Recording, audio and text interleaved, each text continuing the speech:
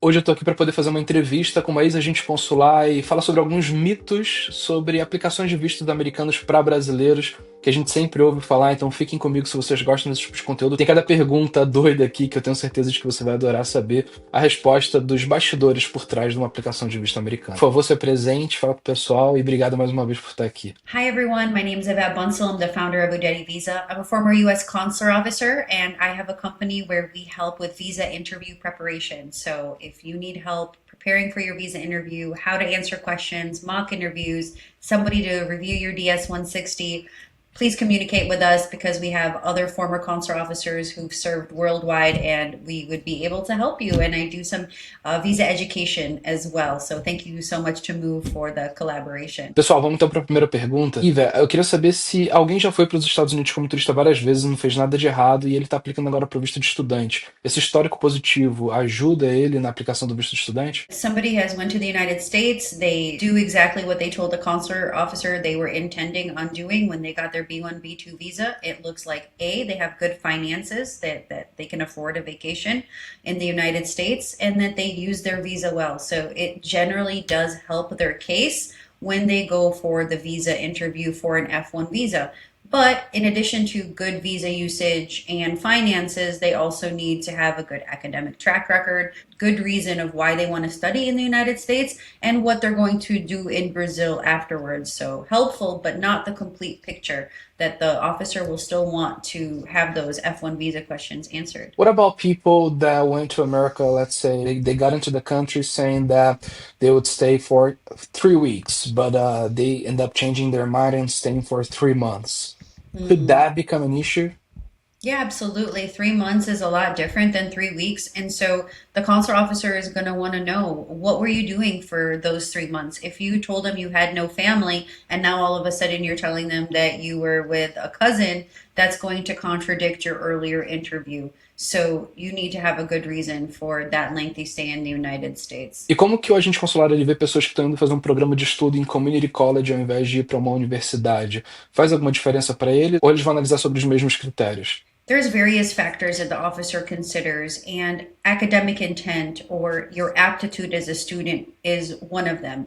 How good of a student are you? And officers use the college that you get into to gauge how serious you are as a student and how good you did in school. So they may not look at your GPA, but if anyone gets accepted into community college, that's the concern with community college. It's great that it's affordable. However, that degree is going to give you a little bit less opportunities if you don't go on to get a 4 year degree in your home country, right? So community college is only a 2 year program, and you'll need to go on to a university to eventually get a 4 year degree. So, why are you going to that community college? What's the long term plan? Also, since it's so easy to get into, as I was mentioning earlier, now the officer is wondering, did you not have the grades to go into a more competitive program? It needs to be a very good reason as to why you're going to that community college. Se você tem um parente que está nos Estados Unidos, mas ele está legalmente, seja como estudante ou então ele já tem green card ou se tornou cidadão americano, como que isso afeta a aplicação de quem está no Brasil tentando tirar um visto americano? Como que o agente consular olha para isso? It really depends. It depends on who the relative is and what type of visa they're on and how they entered the country. So, for example, if you have a relative that entered on a B visa and adjusted status, and you tell the consular officer that, they may not look so positively on that fact. If you have a lot of close relatives, say you have your brother and your mother and your sister and your dad there, that's going to be different than just having a couple of cousins, because then, of course, your ties are leaning more towards America than in Brazil. So it really depends on who and the circumstances and the form of entry. If you're not very close to that person and they entered on a B visa and adjusted status, for example, or claimed asylum in the United States, I would not mention them as a close relative if you've never communicated with them or they're a distant relative. Always otherwise be very honest about your ties in the United States and understanding if you're going to mention this person, how they entered, and what they're currently doing, and always end by reiterating, I know that I have a cousin in California and they're doing X, Y, and Z, but my intent is to go study in Ohio at this university, and reiterate your case. Or I know that I have a cousin in California. I'm not going to visit them. My intent is to go for 2 weeks to New York and Washington, D.C. So always end on a positive note. Don't get nervous. Try to practice and have some mock interviews, if possible, about how to discuss your relatives in the United States. How you discuss them can be very, very important. You don't want to look nervous. You don't want to look like you did something wrong just because it's a tricky question to handle, right? You want to stay calm and clear, and know what you're going to say when it comes to those relatives. And if you disclose them on the DS-160, expect questions on it. E pessoal, é exatamente isso que a Move faz nos treinamentos, né, nas preparações, porque nós entendemos como que você deve explicar o seu projeto de uma forma completa que dê ao agente consular todas as informações que ele precisa para poder tomar uma decisão. Então, a forma de você falar faz toda a diferença. É legal vocês ouvirem isso dela, porque é exatamente nisso que a gente acredita e é assim que a gente vem ajudando tantas pessoas por tanto tempo. Uma coisa que muitas pessoas têm perguntado é sobre redes sociais. O governo americano começou a fazer uma análise recentemente e, na verdade, a gente não viu diferença em absolutamente nenhum caso dos que a Move ajudou até agora. A gente não teve nenhum cliente que foi para análise de rede social e que depois teve um visto negado, por exemplo. O que tem acontecido é, o pessoal que aplica para o visto de turismo já recebe a aprovação na hora, o pessoal que aplica para o visto de estudante está indo para uma verificação adicional, que às vezes tem levado 1 ou 2 dias, e todo mundo tem a aprovação mantida até aqui. Mas eu queria entender, porque muitas pessoas têm essa preocupação. Se você tiver, por exemplo, pouca informação nas redes sociais, ou você nem gosta e nem usa direito, ou até mesmo se você tiver um perfil diferente, falar sobre muita coisa polêmica na internet, questões políticas, por exemplo, como que isso pode influenciar a decisão do governo americano e o que que eles estão procurando de fato tentar entender sobre você para poder avaliar se você deve ou não manter aquela aprovação que inicialmente eles pretendiam dar para você. E muita gente quer saber se o governo americano está usando inteligência artificial para fazer essas análises ou se é um ser humano que faz. Como que está funcionando isso na prática? There is no AI that searches at this point.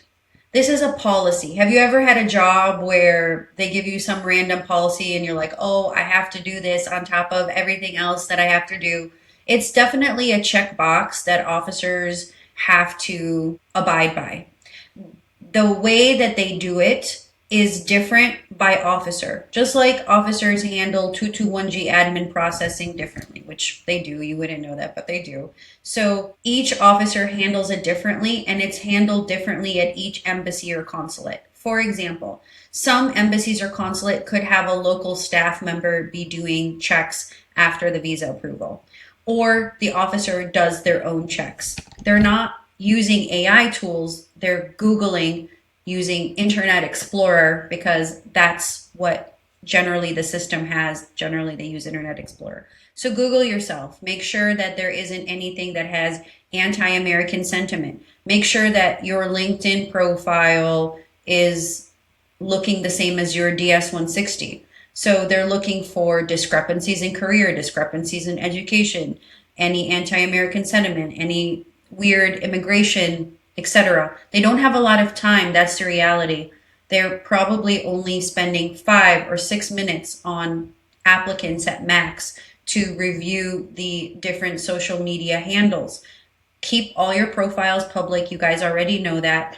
If you can fit in the URL, sometimes there's character limits on the DS-160, make sure you're easy to find. Whether you use it or not, if it exists, go ahead and list it. If it's something weird like Discord or a special gaming community that officers can't access anyway without logging in, creating an account, in my opinion, it's okay to leave that off.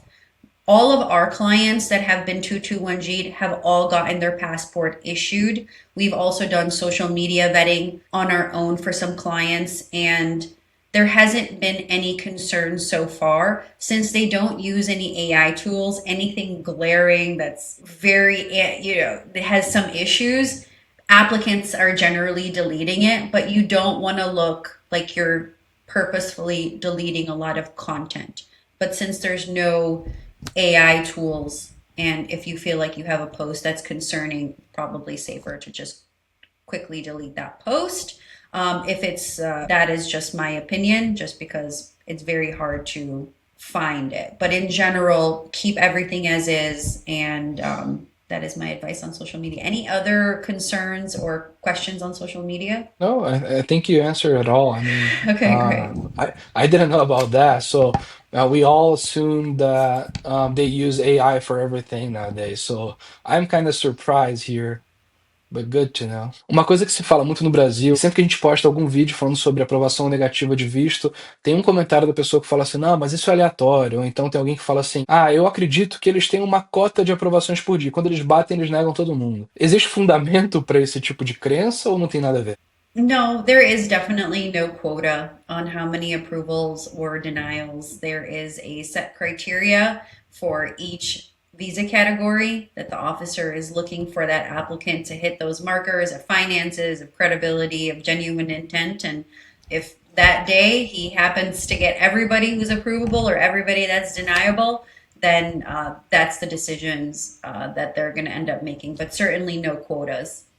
Pessoal, então é incrível esse papo com a Iva. Fico muito feliz de poder trazer ela aqui no canal para poder trazer um pouco desses bastidores. Vocês não veem isso na internet brasileira, então é um conteúdo bastante único. E se vocês gostam desse tipo de informação, já se inscreve aqui no canal. Lembrem que a Move é uma empresa especializada em vistos de turismo, de estudo, de intercâmbio profissional e até de trabalho temporário. Nós ajudamos pessoas a viverem várias jornadas diferentes nos Estados Unidos e fazemos isso de forma muito bem sucedida há vários anos. É a única empresa do Brasil que tem parceria com o time de ex-agentes consulares, é a única empresa do Brasil que tem só avaliações 5 estrelas no Google. Então, assim, é uma empresa com uma reputação incrível e se você quiser tirar o seu visto de estudante, o visto de turista, ou até trabalhar legalmente nos Estados Unidos com visto temporário de trabalho, clica aqui na descrição, fala com o nosso time, você pode contar com a nossa ajuda.